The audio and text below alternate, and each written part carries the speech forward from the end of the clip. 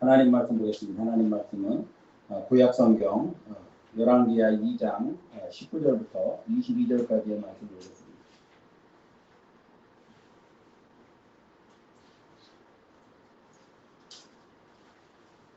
열왕기하 2장 19절부터 22절까지의 말씀, 구약 성경 563쪽에 있는 말씀입니다. 19절부터 22절까지의 말씀을 같이 함께 공독하겠습니다. 그 성읍 사람들이 엘리사에게 말하되 우리 주님께서 보시는 바와 같이 이 성읍에 미치는 도나 물이 나쁨으로 토산이 있지 못하고 떨어지나이다. 엘리사가 이르되 새 그릇에 소금을 담아 내게로 가져오라 하매 곧 가져오니라. 엘리사가 물 근원으로 나아가서 소금을 그 가운데에 던지며 이르되 여호와의 말씀이 내가 이 물을 고쳤으니 이로부터 다시는 죽음이나 병에 묻지 못함이 없을지니라 하셨느니라 하니 그 물이 엘리사가 한 말과 같이 고쳐져서 오늘에 이르렀더라. 아멘. 할렐루야. 우리 서로 인사하겠습니다. 하나님이 당신을 축복하십니다.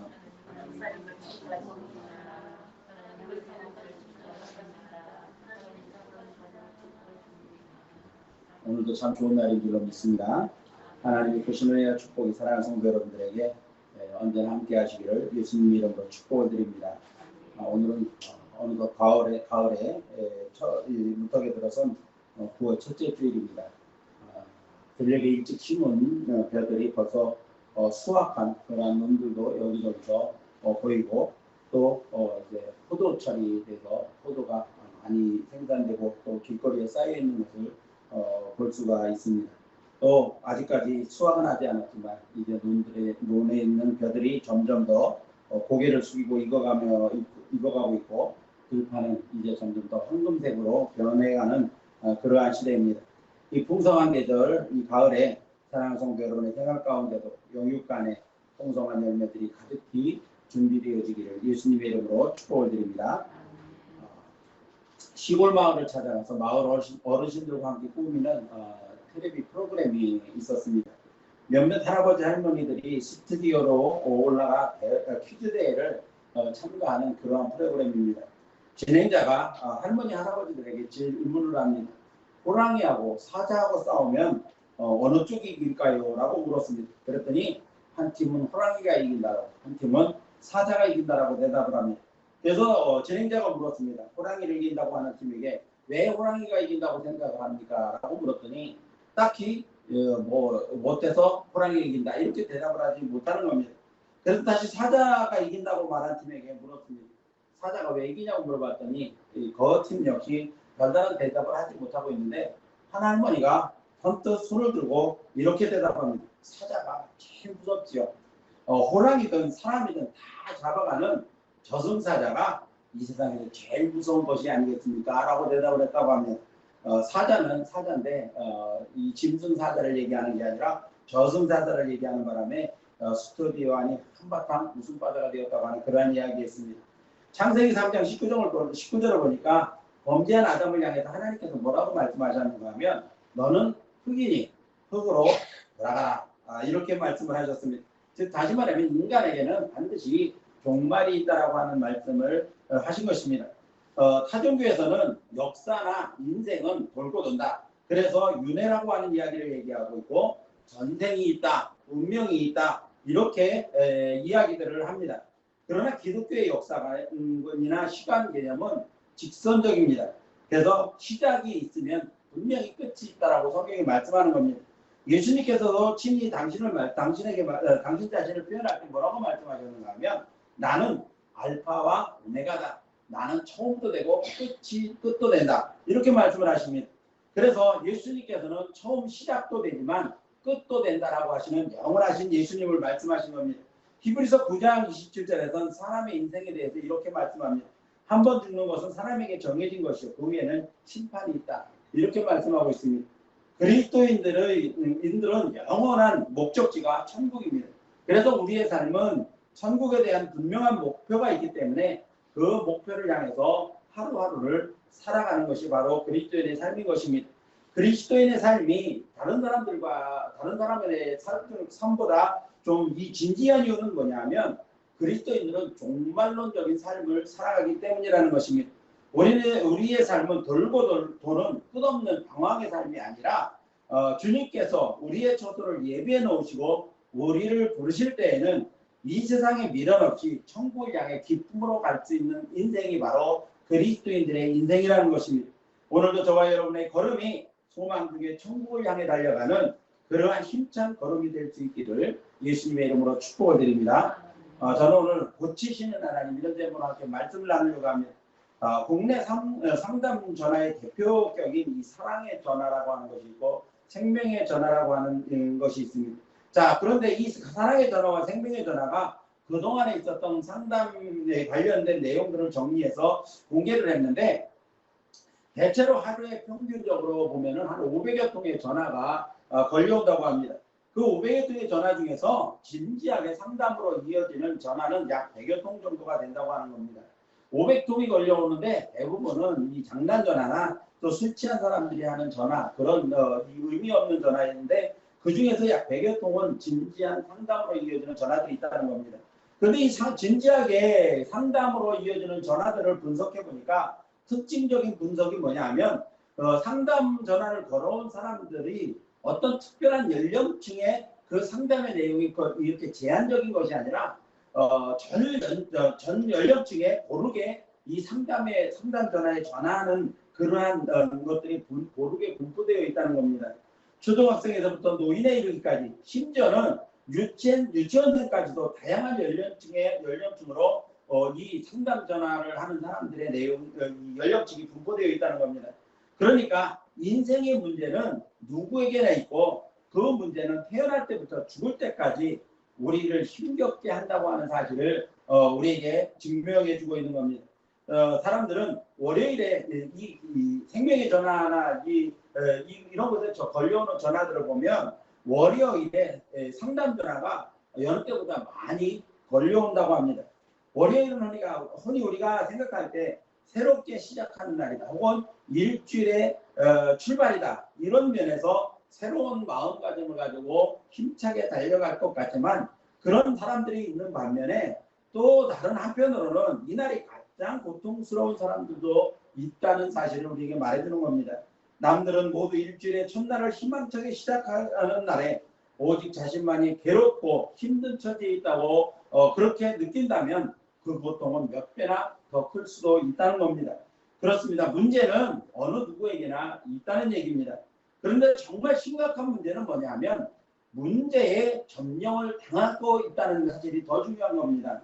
다시 말하면 문제는 누구나 다 가지고 있는데 그 문제를 해결하고 문제를 극복하고 이기는 사람들은 별 문제가 아니라는 겁니다. 그런데 진짜 문제는 그 문제에 퍼묻혀서 문제에서 헤어나지 못하고 문제에 자신을 온전하게 점령당하는 사람이 바로 문제라는 겁니다. 그래서 문제가 내 인생에 들어와서 내 인생을 떵떵거리고 마음껏 주무르고 행태하도록 내버려두는 것, 문제를 해결하려고 하는 의지가 없이 그렇게 그냥 막연하게 있는 것, 이것이 더 큰 문제라는 겁니다.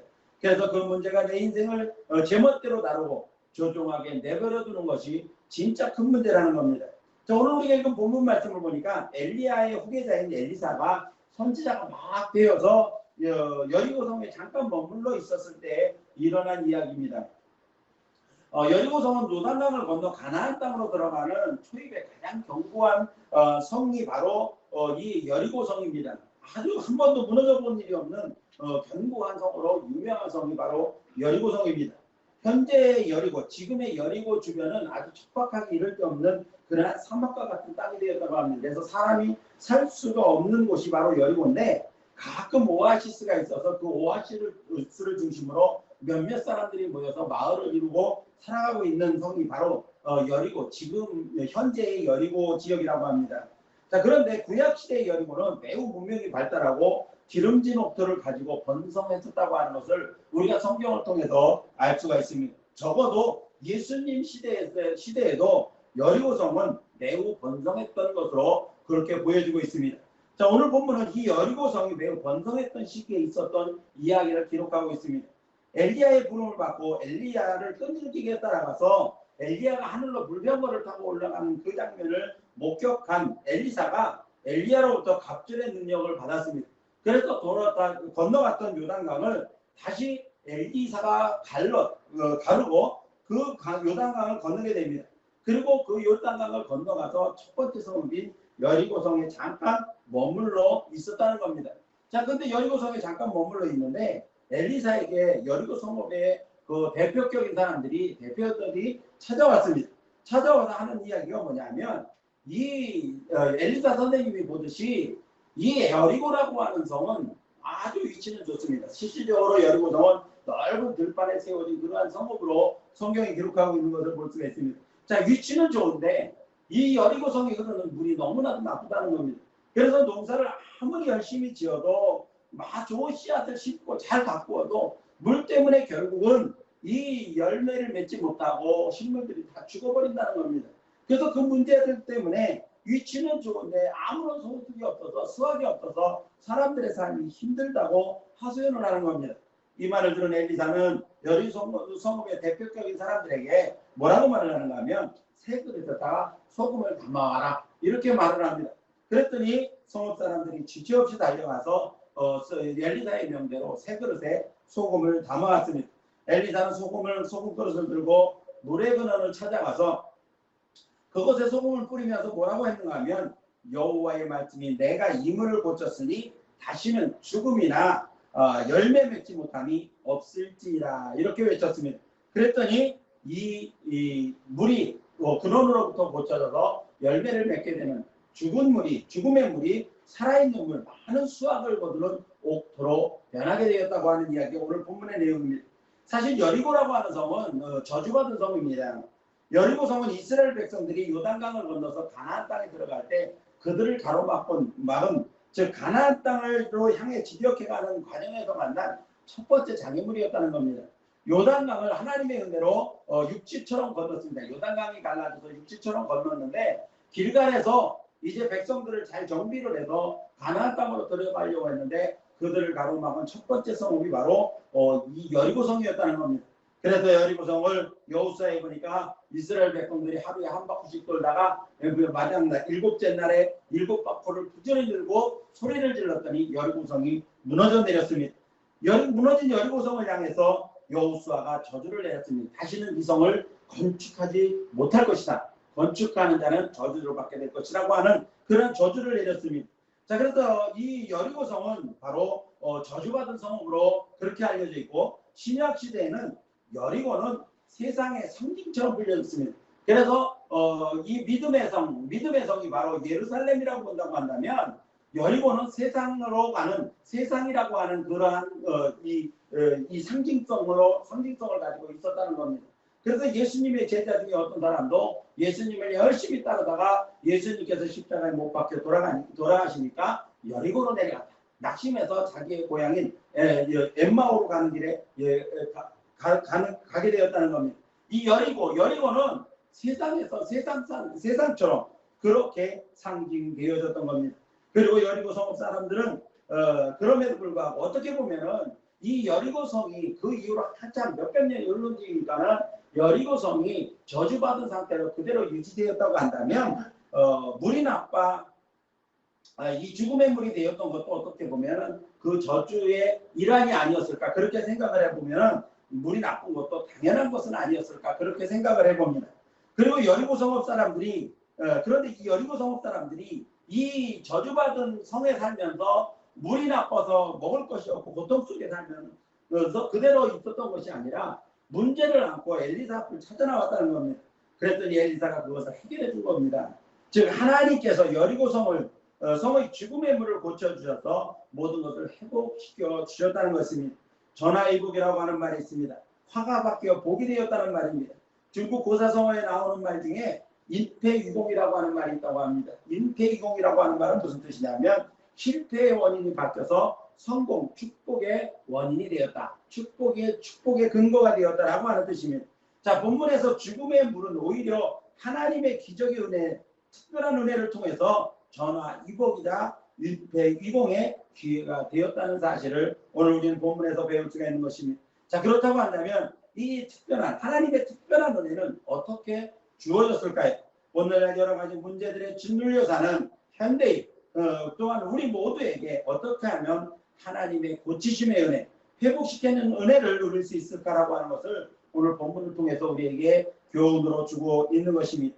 오늘 말씀을 통해 사랑하는 성도 여러분들이 만나고 있는 겪는 모든 문제들로 말미암아 고민이나 걱정하지 말고 오히려 믿음으로 고침받고 회복되어지는 전화이고 혹은 인폐위공의 특별한 은혜를 누리는 그러한 성도들이 되시기를 예수님의 이름으로 축복합니다. 자, 그러면 고치시는 하나님의 은혜는 어떻게 누릴 수 있을까? 첫 번째로는 적극적인 노력이 있어야 됩니다. 문제를 해결하려면 적극적인 노력이 있어야 된다는 겁니다. 오늘 본문 19절 말씀을 보니까 여리고 성읍 사람들이 엘리사를 찾아왔습니다. 그들은 오랫동안 가지고 있던 문제입니다.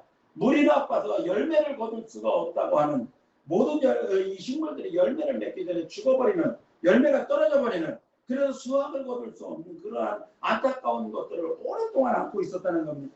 그런데 그 문제들을 그대로만 안고 있지 않고 하나님의 종인 엘리사가 그 성읍에 있다는 사실을 알자마자 성읍 사람들이 엘리사를 찾아옵니다. 그리고 이렇게 말합니다. 우리 주인께서 보시는 바와 같이 이 성읍은 위치는 좋습니다. 그러나 물이 나빠서 토산이 있지 못하고 떨어집니다. 이렇게 고합니다. 해결해 달라는 겁니다. 이미 오래전에 여호수아로부터 저주받아서 이 성을 건축하는 사람들이 죽음을 당하기도 했고 여러 가지 어려운 문제들을 많이 안고 있었는데 여리고 성읍 사람들은 그런 문제에도 불구하고 그냥 이것도 우리가 저주받았으니까 그런 거다 이렇게 그냥 그 문제를 안고 있지를 않고 엘리야를 찾아와서 문제를 해결해 달라고 요구를 하고 있는 겁니다. 해결해 달라고 요청을 하고 있는 겁니다. 당시 엘리사는 어떤 사람입니까? 유명한 사람이 아닙니다. 엘리야 선지자가 유명한 사람이었고 놀라운 능력을 나타낸 사람이었지 엘리사는 지금 엘리야에게 부름을 받아서 엘리야의 승천까지 따라갔다가 돌아오는 길입니다.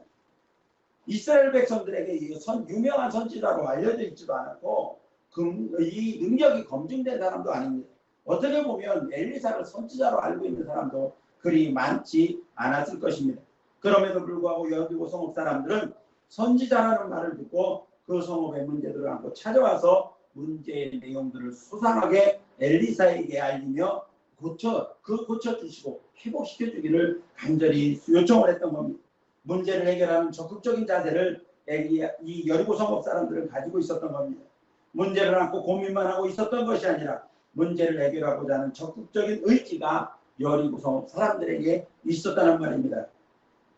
사랑하는 성도 여러분, 문제는 안고 있어서 해결되는 게 아닙니다. 우리 스스로가 문제를 다루고 해결해 나가야 하는 과제가 바로 문제라는 겁니다. 어린 학생들이 시험을 치릅니다. 시험 문제를 받아들었습니다. 그런데 문제만 읽고 있다 해서 그 문제의 정답이 저절로 쓰여지는 것이 아니라는 겁니다. 문제만 안고 있다 해서 그 문제가 저절로 해결되는 것이 아니라는 겁니다. 문제를 풀려고 하는 적극적인 자세가 있어야 되고 그동안 공부했던 것을 기억하고 더듬어 보면서 그 답을 찾으려고 하는 노력이 있어야 문제가 풀린다는 겁니다. 학교 시험 문제도 이와 같은데 하물며 인생의 문제는 더욱 들어가지 않겠습니까? 문제의 크기와 대상은 다를지라도 우리가 해결해야 할 대상이라는 것에는 문제는 공통적인 겁니다. 아무리 어려운 문제도 그냥 문제일 뿐이지 그 문제 이상은 아니라는 겁니다. 그러므로 문제를 만났을 때 문제에게 우리 자신을 점령당하지 말아야 됩니다. 그 문제를 피하려고도 하지 말아야 됩니다. 피한다고 피해지는 것이 아닙니다. 또한 문제를 놓고 불평을 하거나 낙심해서도 안 됩니다. 아무런 도움이 되지 않는 겁니다. 우리에게 문제를 만났을 때 우리는 문제를 해결하려는 가장 적극적인 방법을 모색해야 됩니다. 우리가 문제 해결을 하기 위해서 가장 적극적인 방법, 우리가 취할 수 있는 가장 적극적인 방법이 무엇입니까? 그것이 바로 문제를 가지고 하나님 앞에 나오는 일입니다.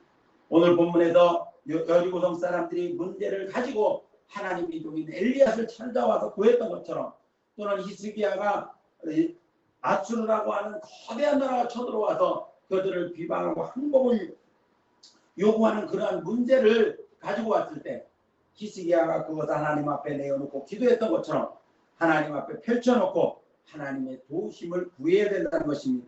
내가 문제 앞에 섰을 때는 그 문제가 얼마나 큰지 너 도저히 넘지 못할 산처럼 보이지만, 그러나 그 문제를 주님 앞에 갖다 놓으면 아무것도 아닌 것이 되어진다는 것입니다. 그러므로 문제를 만났을 때 문제에 점령당하지 말고 적극적으로 문제를 하나님 앞에 내어놓고 부르짖어 고하심으로써 고쳐주시고 회복시켜주시는 하나님의 은혜로 해결받는 성도들이 되시기를 예수님의 이름으로 축원합니다. 두 번째로, 우리가 문제를 만났을 때 고치시는 하나님의 은혜를 체험하기 위해서는 어떻게 해야 되는가 하면, 고치시는 하나님을 믿어야 됩니다. 고치시는 분은 하나님이라고 하는 사실입니다. 나쁜 분을 고치는 데는 어떤 특별한 방법이 사용된 것이 아닙니다. 엘리사는 세 그릇에 소금을 가져오게 하고 담아온 소금을 물에 근원을 찾아가서 그곳에 뿌리면서 한마디 외쳤습니다. 여호와의 말씀이 내가 이 물을 고쳤으니 이로부터 다시는 죽음이나 열매를 맺지 못함이 없을지니라 선언했습니다. 그리고 선포했다는 겁니다. 하나님이 고치셨다는 말씀을 그곳에 모인 모든 사람들이 들을 수 있도록 선언하고 선포했습니다. 그런데 물이 고침을 받았다는 겁니다. 물과 소금이라고 하는 것이 어떻습니까? 사람은 물론 모든 생명체에 있어서 생명을 유지하는 데 가장 필요한 것이 바로 물과 소금입니다. 사람의 몸의 70%는 물이라고 합니다. 식물의 90%는 물로 구성되어 있다고 합니다. 그래서 식물을 키우는데 가장 중요한 것은 뭐냐면 수분을 충분히 공급해줘야만 식물이 제대로 성장할 수 있다고 하는 겁니다. 올여름 유난히 더웠고 비도 많이 오지 않았습니다. 이 가을 장마가 시작된 이후로 비가 오는 거지, 봄에 많이 오고 또 가을에 많이 왔지 한여름에는 비가 오지 않아 정말 힘들었습니다. 그런데 그때 열매가 제대로 맺혀진 그러한 식물이 아무것도 없었습니다. 저도 열심히 농사를 져봤습니다만 가지가 얼마나 딱딱한지 저는 그걸 모르고 무조건 다 따다줬다가 사모님한테 혼났습니다. 그리고 그걸 또 다른 목사님들하고 나눠 먹었어요. 그랬더니 먹지도 못하는 걸 다른 목사님들한테 줬다고 사모님한테 혼났습니다. 물을 먹지 못하니까 열매가 이 단단해지고 먹을 수 없는 그러한 열매가 되더라는 겁니다. 그러니까 식물이 자라는 데 있어서 물을 공급하는 것, 물을 공급해 주는 것이 얼마나 중요한 것이다라고 하는 것을 알 수가 있는 겁니다. 그래서 옛날에는 소금이 얼마나 중요한지 화폐를 만들기 이전에는 공문을 거래했고, 공문을 거래하기 이전에는 소금을 이란 삭스로 주기도 했고, 소금 때문에 전쟁이 일어나기도 했던 것을 우리가 역사적인 그러한 내용들을 통해서 알 수가 있습니다. 자, 요즘은 물과 소금이 너무 흔하다 보니까 사람들이 물과 소금을 귀하게 여기지를 않습니다. 그런데 나빠서 식물이 병들고 죽게 만드는 물을 고치는데 소금이 사용되었다는 겁니다. 물과 소금입니다. 사람이 생명을 유지하는 데서 가장 소중한 것들을 고치는 그것이 바로 하나님이라고 하는 사실을 우리는 분명히 믿어야 되는 겁니다.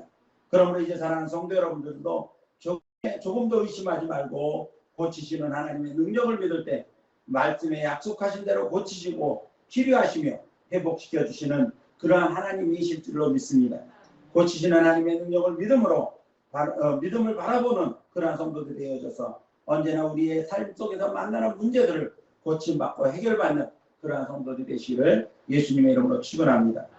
마지막 세 번째로 우리 문제를 해결하고 고침받으려면 어떻게 해야 되는가 하면 믿음으로 순종해야 됩니다. 20절 말씀을 보니까 엘리사가 이르되 세 그릇에 소금을 담아 내게로 가져오라 하매 곧 가져왔다.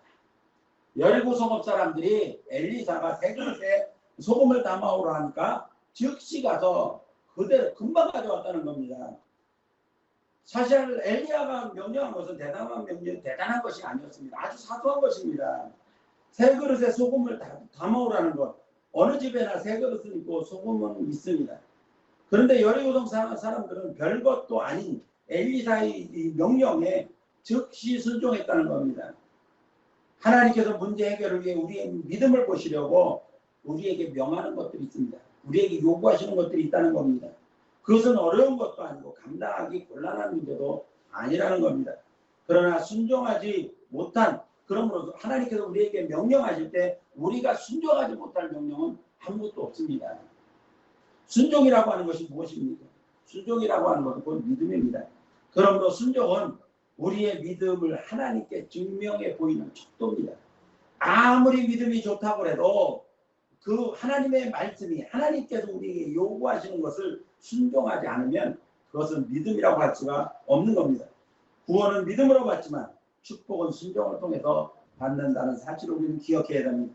하나님의 말씀이 자신의 지적 수준에 비해 너무나 어처구니 없는 일이거나 또는 내가 가지고 있는 이 지혜나 상식으로 이해되지 않는다고 할지라도 하나님의 말씀에 순종할 때 문제가 해결되고 복이 임하는 것입니다.